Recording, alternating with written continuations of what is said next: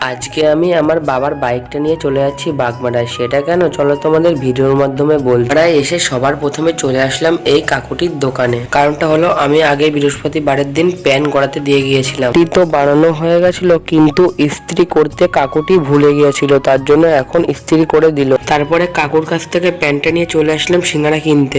সিঙ্গারার দোকানে এসে বললাম 3টে সিঙ্গারা প্যাকিং করে দাও। তারপরে সিঙ্গারা নিয়ে চলে আসলাম।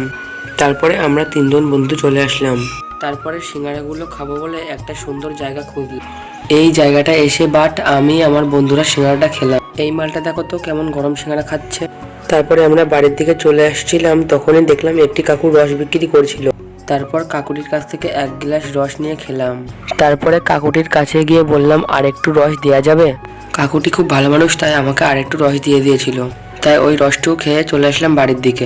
তারপর বাড়ির দিকে এসে চলে আসলাম ফুচকা খেতে। তারপরে গাইস কিছু ফুচকা খেয়ে ব্লগটি শেষ করলাম। আজকের মতো বাই বাই, আবার দেখা হচ্ছে পরের ভিডিওতে।